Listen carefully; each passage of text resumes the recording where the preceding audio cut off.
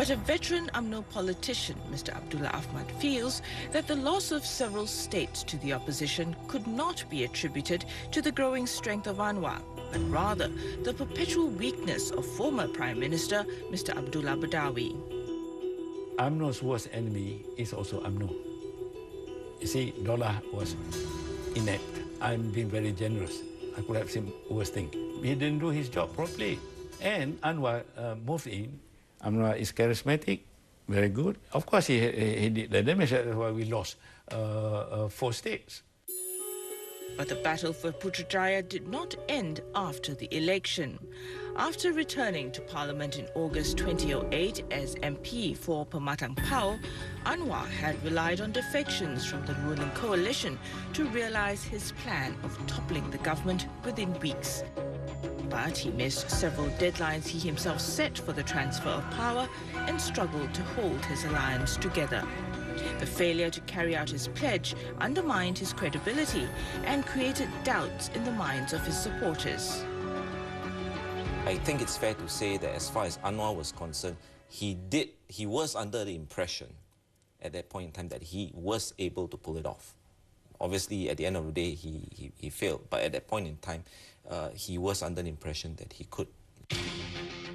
Anwar's failure to topple the ruling Barisan Nasional has proven to be a temporary setback for him and the opposition. But Anwar remains a political force to be reckoned with in contemporary Malaysian politics. And just months after securing impressive gains in the 2008 general election, the opposition leader was again charged with sodomy. His former aide, Saiful Bakari Azlan, had alleged that Anwar had repeatedly sexually assaulted him. It was deja vu of sorts for Anwar, who had to defend his innocence for the second time. Malaysians have always been cynical about their politics. So this makes them, I'm sure, much more cynical. But this is happening after 2008 and not before. And I think that makes the greatest significance. Because after 2008, the idea of an alternative government became very real.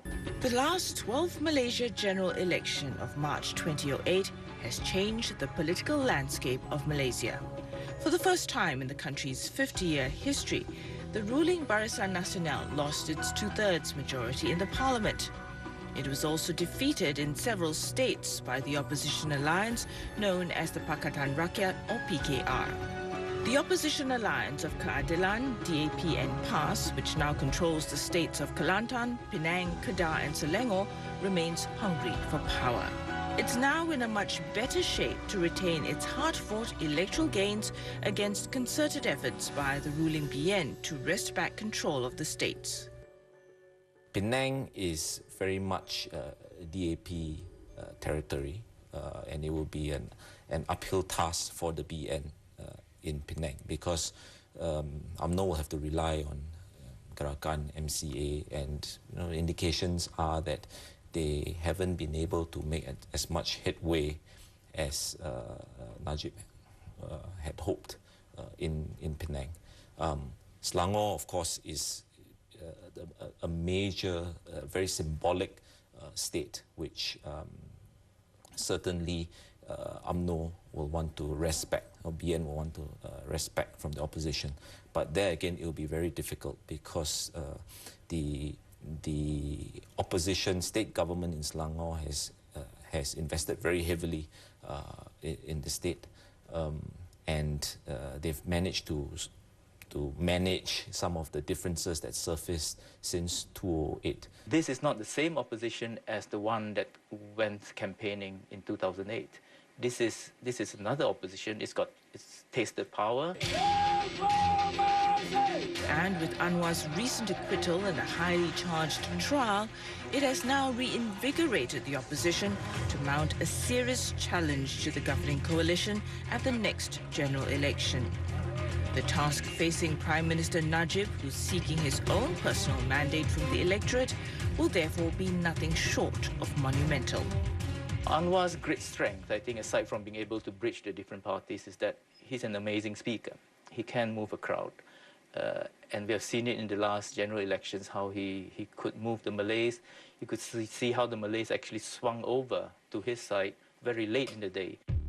The 3.5-year trial has served as a major distraction for Anwar as he prepares the opposition for the next general election. But now, with the trial out of the way, he's free to lead the opposition charge. But Barisan Nasional's strength in stopping the opposition's rapid rise cannot be underestimated.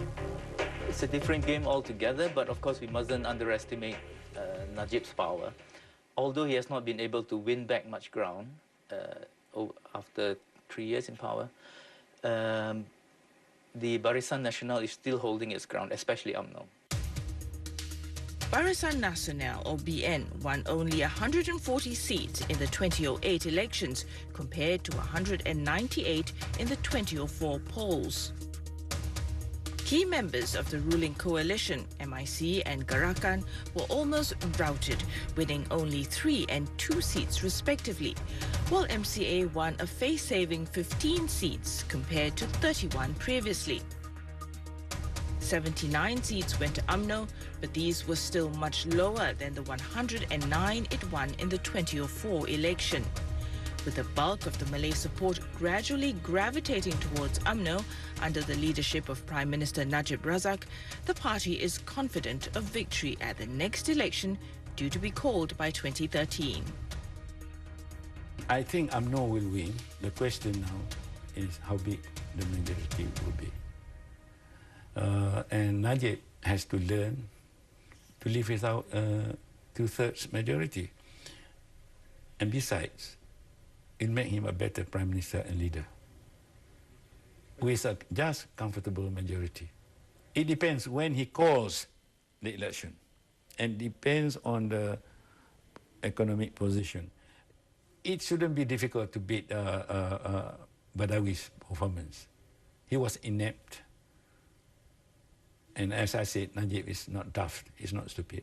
He should do better. We faced Anwar in 2008, and although we suffered losses in 5 states and lost our 2/3 majority, we still won at the federal level with a sizable, simple majority.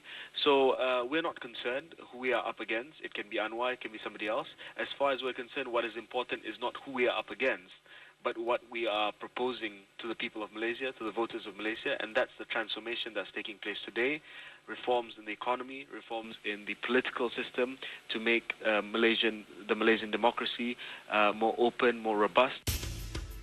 As a means to shore up his support base and counter the threat posed by the Anwar-led opposition alliance, Najib is gradually introducing political and economic reforms, but risks a backlash from the more conservative elements within the party in the Malay-dominated government if he moves too aggressively.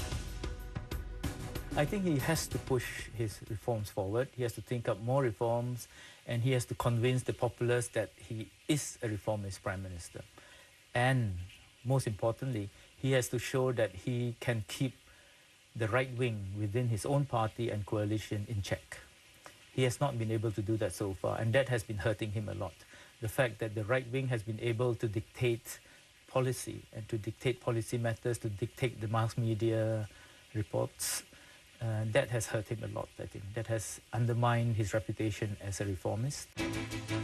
Anwar Ibrahim has defied all the odds after suffering. What will happen with Najib? Najib no longer will have the baggage of being seen as going after his enemy using underhanded tactics. Rather, now he can be judged on his performance in office and his own coalition and how it's governing.